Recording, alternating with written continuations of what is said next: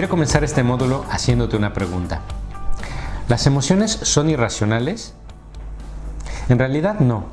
Las emociones son una parte esencial de nuestra vida, de hecho, de nuestra supervivencia. Son en origen un método de perfeccionamiento de nuestra seguridad y conservación. No estaríamos vivos como especie si no tuviéramos emociones. Por ejemplo, si no sintiéramos miedo al peligro, ya habríamos muerto. O si no sintiéramos asco al comer determinadas cosas, ya habríamos envenenado. No podemos vincularnos con otros si no sentimos alegría. O, ¿qué haríamos sin esperanza? ¿Cómo nos levantaríamos de la cama sin esa emoción de esperar que este día sea mejor que el anterior? Estas emociones nos sirven para la toma de decisiones. Pero entonces, ¿por qué se dice que las emociones son irracionales? En realidad, son irracionales cuando la intensidad es tan fuerte que nos lleva a cometer locuras o a hacer cosas inapropiadas. Por tanto, es más una cuestión de intensidad que de naturaleza de las emociones. Tampoco hay emociones buenas ni malas. Emociones como la envidia, la culpa o la tristeza no son malas. Lo que existe son efectos negativos provocados por las emociones, y estos pueden derivarse de emociones incluso consideradas como buenas, como la alegría, la esperanza o la euforia cuando son desproporcionadas o canalizadas inadecuadamente. Del mismo modo, la ira, la melancolía o el miedo pueden ser positivos cuando llegan a ser fuente de creatividad, energía y comunicación. O compartir la tristeza puede hacer que las personas se sientan más unidas. Vamos a revisar rápidamente las emociones. Aunque existen muchas clasificaciones, estas se pueden agrupar básicamente en 4 familias primarias como las muestra la imagen. La familia de la tristeza, donde se incluye la nostalgia, la melancolía o la añoranza. La de la alegría, donde está el entusiasmo, la euforia o el ímpetu. La familia del miedo, que comprende la incertidumbre, el pánico o la ansiedad. Y aprovecho para decirte que esta familia está muy condicionada económica y socialmente en la actualidad, ya que es la familia más frecuente, pero a la vez la menos aceptada. Nadie confiesa tener miedo. Y por último, la familia de la ira, que agrupa emociones como la agresividad, la venganza o la insolencia. Uno de los propósitos básicos de la inteligencia emocional, como hemos visto, es gestionar las emociones. Pero gestionar no significa reprimir. Si eres demasiado racional y reprimes tus emociones, más pronto que tarde terminarás en cuidados intensivos. Diversos estudios clínicos de neurología y otras especialidades médicas lo sostienen. Pero si eres demasiado emocional y explotas 10 veces al día, terminarás en otro tipo de clínica, de esas en las que ponen camisas de fuerza. Lo que intento decirte es que debes buscar un equilibrio entre lo que sientes y lo que piensas, y el comportamiento que demuestras. Para ello es muy importante comprender que el cerebro tiene una programación concreta, que es sentir, luego pensar y a continuación actuar. El problema está cuando aprovechamos poco el paso número 2.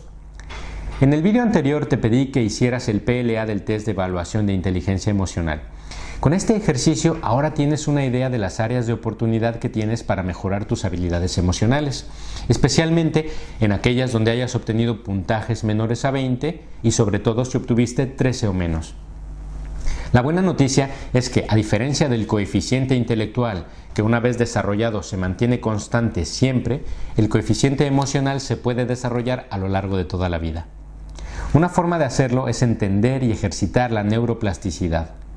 Nuestro cerebro es maleable, como el plástico, de ahí que los científicos hace alrededor de una década hayan descubierto una propiedad que se llama neuroplasticidad, que es esa capacidad de moldear, incrementar y reorganizar nuestras conexiones neuronales.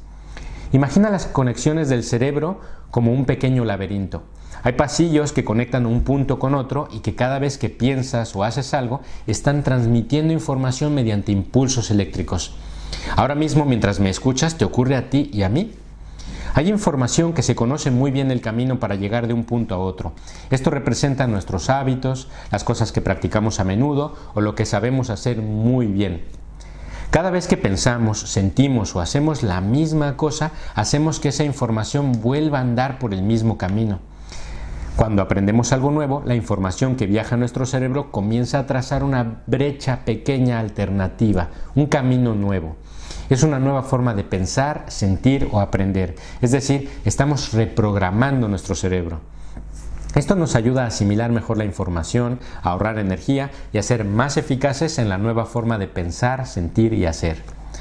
Por tanto, es un hecho que si practicas algunas de las habilidades emocionales que revisaste en el PLA3, podrás generar nuevas y eficientes formas de mejorar determinados aspectos de tus emociones. Además del PLA3, te pedí que realizaras el 4, que es un test basado en el método Myers-Briggs para determinar el tipo de personalidad e intereses que puedes tener. Te aclaro que este tipo de test son una referencia para que puedas utilizarlo como punto de partida para el desarrollo de aspectos de la personalidad y de las emociones, pero nunca deben utilizarse, como he podido comprobar en algunas empresas, para medir eficiencia o factores de productividad, por ejemplo, ya que estos tests no predicen el desempeño o el factor de éxito. Ahora bien, cada persona desea cosas particulares, tiene distintos motivos para hacer algo, diferentes necesidades, gustos, propósitos e impulsos.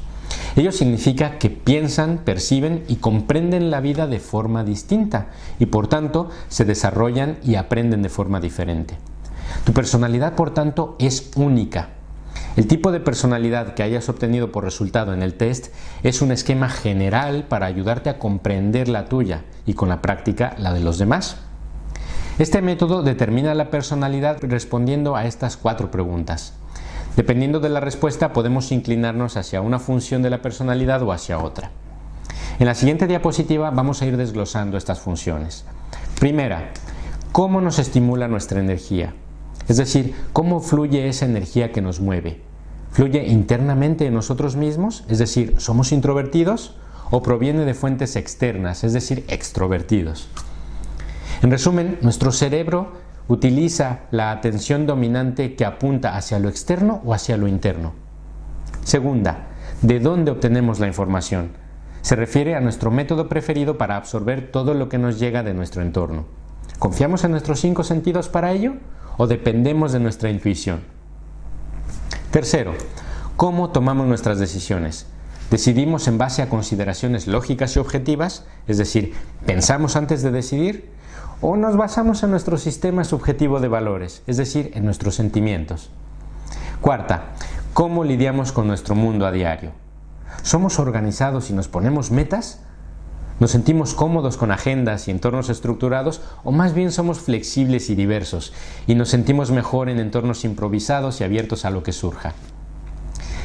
Una vez determinadas estas respuestas podemos definir nuestra personalidad tipo, que puede ser una de estas 16 combinaciones. A continuación del test habrás visto que tienes una tabla con los rasgos más generales de cada tipo de personalidad para que interpretes así la tuya. Como dato interesante, he incluido en la diapositiva los porcentajes estadísticos de la población para cada tipo de personalidad. La herramienta Myers-Briggs es fiable y está validada por expertos en la materia. El test que acabas de realizar es un test de prueba basado en esta, y aunque está realizado de forma profesional, es posible que los resultados puedan tener algunas desviaciones. Pero incluso el test Myers-Briggs puede tenerlas debido a diferentes motivos.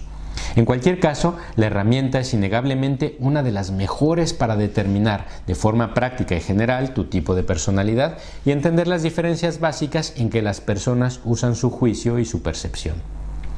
Aprovecho para comentarte que seas cuidadoso al encontrar test de este tipo en internet, ya que la red se encuentra inundada de test basura que no están validados científicamente y no hacen sino darte resultados absurdos. Asimismo, desconfía de pseudoprofesionales que realizan observaciones a la ligera o que utilizan los tests como si sus resultados fueran meros signos zodiacales. Los rasgos de personalidad no funcionan así, y mucho menos la inteligencia emocional. Te he propuesto estos ejercicios porque para fortalecer el autoconocimiento es muy útil que comprendas tu tipo de personalidad como la palma de tu mano. A menudo desconocemos profundamente nuestra personalidad y nuestras emociones, y por eso es importante que las conozcas bien para que cuando las domines puedas comenzar a entender otras personalidades y establecer relaciones sociales no solo más fuertes, sino más eficaces para ti y tus actividades diarias. Si deseas realizar el test Myers-Briggs, dirígete directamente a la Fundación Myers-Briggs, y si deseas realizar un test completo sobre inteligencia emocional, te recomiendo hacerlo en ARC Profile, si es para actividades profesionales, o en su afiliado Quindom, si es para uso personal, donde puedes realizar los tests y tienes la opción de saber su resultado básico de forma gratuita, o bien un informe completo con coste. De todas formas, los test y las herramientas conocidas hasta hoy explican con ciertas limitaciones la complejidad de la mente humana, ya que no hacen sino clasificar en unos cuantos perfiles una complejidad de más de 7.200 millones de personas en el mundo. Pero lo que hacen muy bien es ofrecerte muchas pistas sobre dónde debes mirar. Conocer tu tipo de personalidad junto con los ejercicios que comentamos en el módulo 1 para el conocimiento de tus emociones y lo que provoca te proveerá de una base sólida para gestionarte mejor emocionalmente. Intenta continuar con los ejercicios de forma que te ayuden a cambiar las emociones antes de comprometer el resultado. Esfuérzate por reservar 5 minutos cada mañana para pensar en lo que te provoca comportamientos negativos, como la pereza, la irritación o el disgusto.